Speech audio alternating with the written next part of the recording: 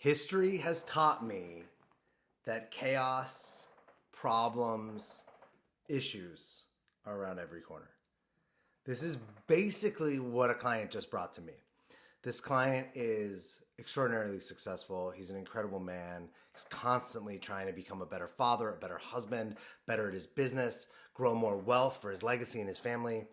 And he's been fighting his whole life to achieve his goals. He said to me from the day he was born, he's been fighting. And we were talking about how right now everything in his life is so good. His marriage keeps getting better. His relationship with his kids are getting better. His businesses are growing and expanding. And he actually said to me, I can't complain. I wish I could complain about something. And it was like, you wish you could complain about something. Whew. That's a wild one, right? We as human beings have become so accustomed to complaining, to bitching, to whining, to connecting with other humans over what's wrong, what's not going as we want or as we like or as we think it should be. We've created a whole atmosphere and whole network around that. It's almost like more comfortable if something's wrong, which is sort of wild. And I think that this is fear. I think that fear runs our lives. It's either fear or love. They're the only two things that are expansive within themselves. Fear multiplies itself. So does love. And we ultimately get to choose whether we're going to approach our lives from fear or from love. But by default, our lives are approached from fear, not by default of nature, but by default of the world we live in.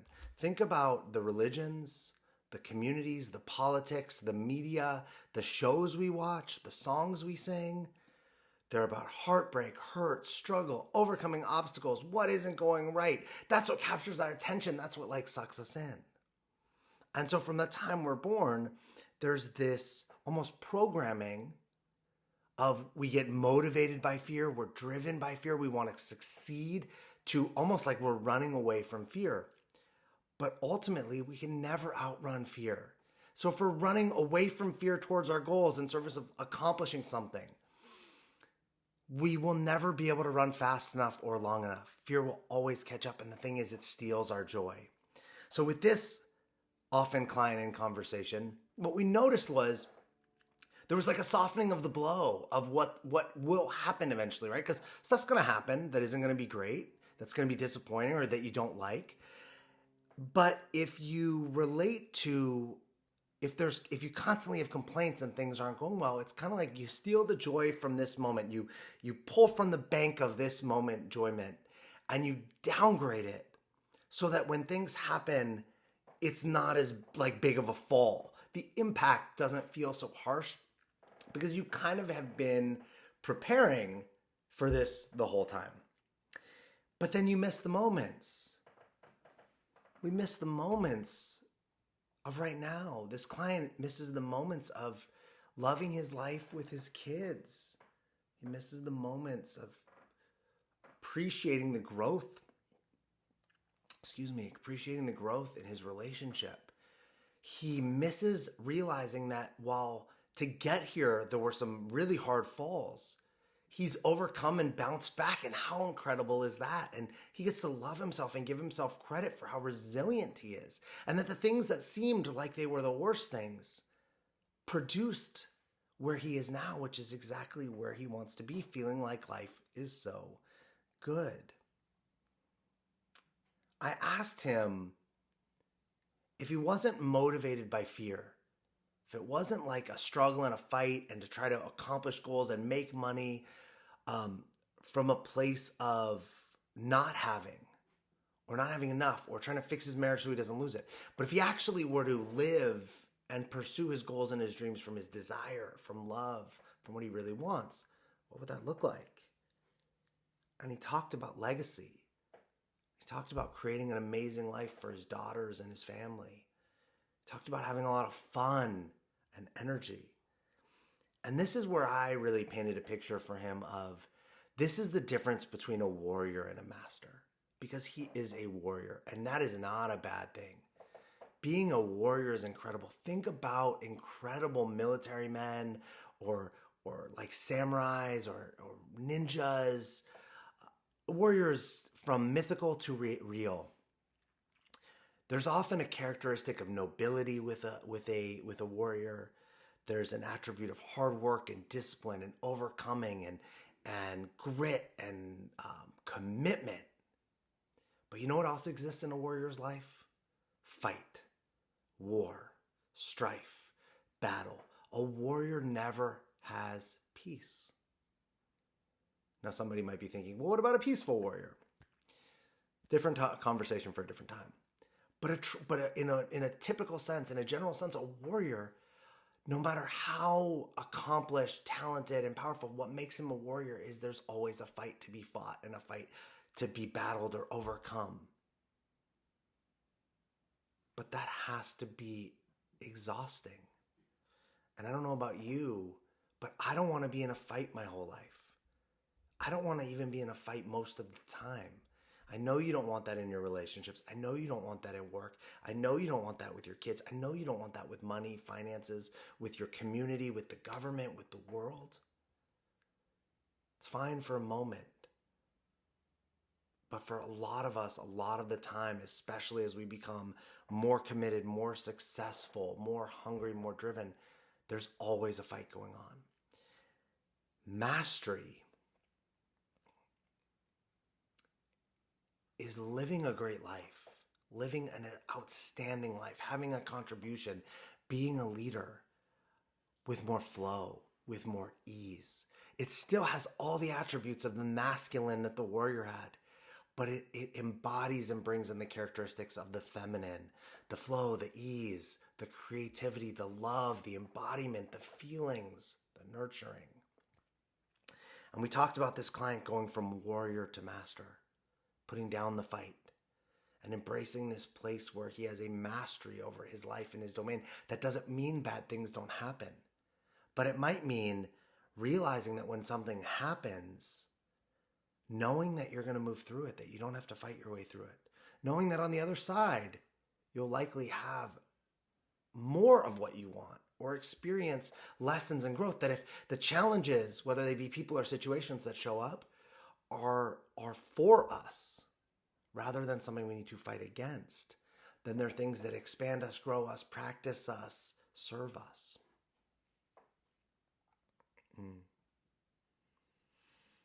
He would be able to put down the fact that he has to create obstacles, whether in his mind, if not produced by reality, so he has something to fight against. A warrior can't not have something to fight against. Your life becomes a life of verse instead of and.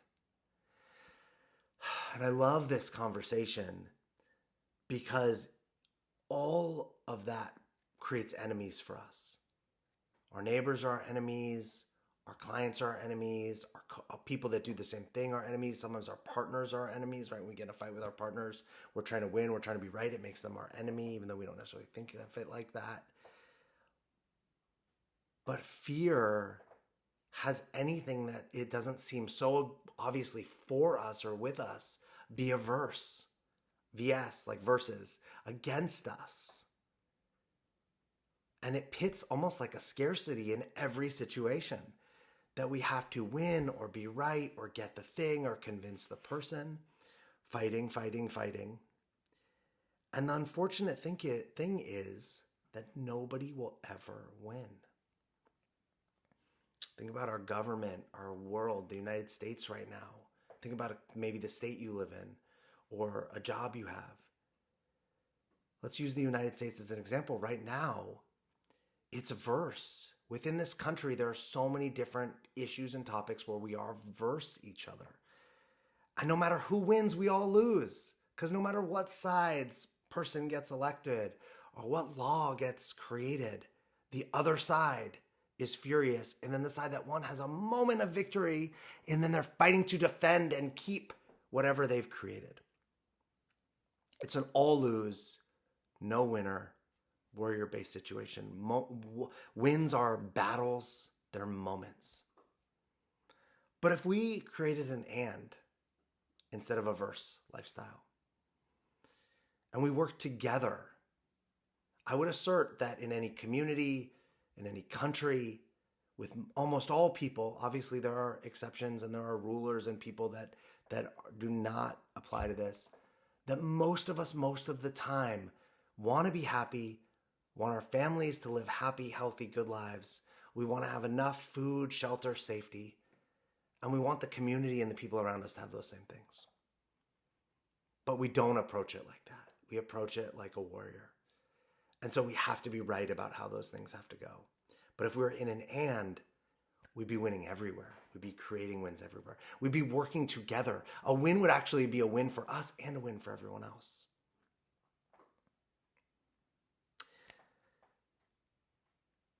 And creates a world of possibilities for you and people. It creates mastery.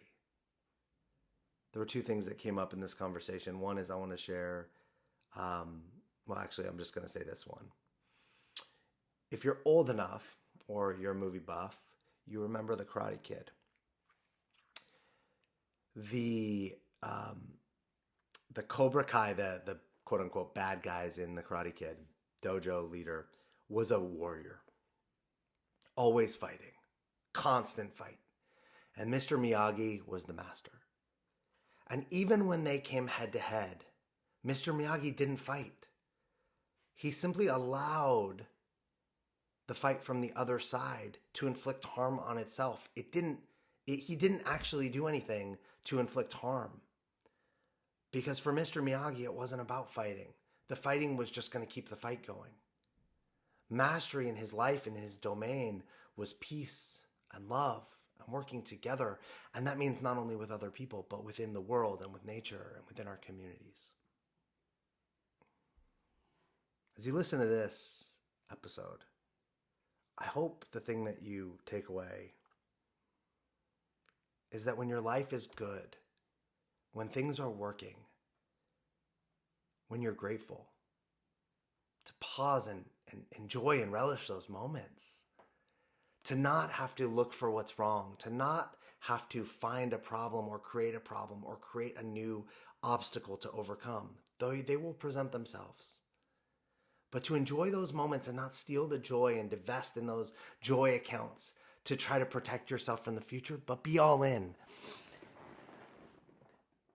And I would almost promise or guarantee you that when you do that, not only will your life become better, you'll enjoy the moments you have, the people you have, the situations you have, the love you have. But when hard times do strike, when challenges do occur, you will be able to work within them. They will happen for you. They will force you to grow. They will force you to expand. They will force you to become better. Instead of being something you simply have to get through, and you're left the same on the other side, and having to continue to get through and get through and get through. This life is not one to be gotten through. It's one to be experienced. So enjoy the experience of your life as much as you can. And enjoy the experience of the challenges also as much as you can. Knowing that most of them, most of the time, are serving to level you up, to make you better, more caring, more loving, more kind, more strong, more resilient, more powerful.